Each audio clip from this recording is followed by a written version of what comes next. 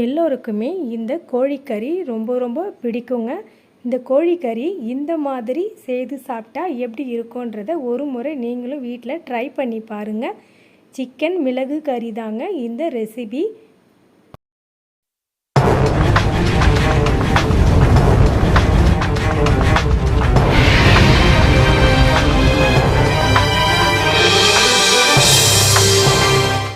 Hi friends, chicken மிளகு கறி செய்கிறதுக்கு கடாய் காய வச்சு அதில் ஒரு 3 டேபிள் ஸ்பூனு ஆயில் சேர்த்துக்கலாம். அதுக்கு தாளிக்கிறதுக்கு பட்டை, லவங்கம், இலை, பெருஞ்சீரகம். இப்போ இதை போட்டு வெடிக்கட்டும். அரை கப்பு வெங்காயம் பொடியை நறுக்கி இதெல்லாம் சேர்த்து வதக்கிக்கலாம்.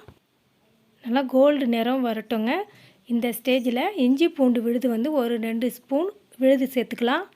ஃப்ரெஷ்ஷாக அரைச்ச விழுதாக இருந்தால் சேர்த்துக்கோங்க, அப்போ தான் டேஸ்ட்டு நல்லாயிருக்கும். இப்போ இந்த ஸ்டேஜில் சிக்கன் அலசி வடிகட்டி வச்சுருக்கேன், அதை இதோடு சேர்த்துக்கலாம். 1/2 கிலோ சிக்கன் சேர்த்து நல்லா வதக்கி விட்டுக்கலாம். இந்த ஸ்டேஜில் ஒரு வரமிளகாய் கிள்ளி தாளிச்சிக்கலாம்.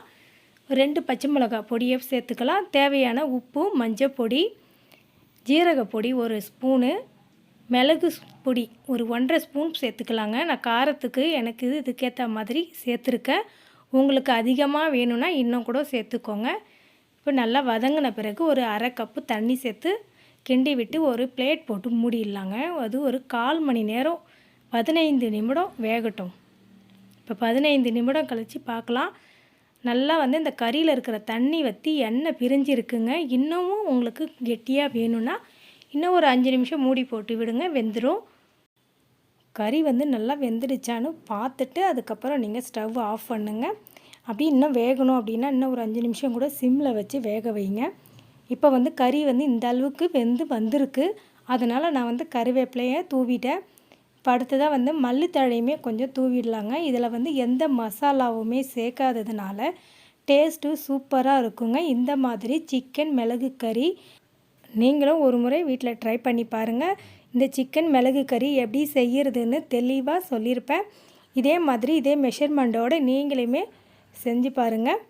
இந்த வீடியோ பிடிச்சிருந்தால் ஷேர் பண்ணுங்கள், லைக் பண்ணுங்கள். மறக்காமல் சப்ஸ்கிரைப் பண்ணி பெல் ஐக்கானை கிளிக் பண்ணி ஆல் கொடுத்துருங்க ஃப்ரெண்ட்ஸ்.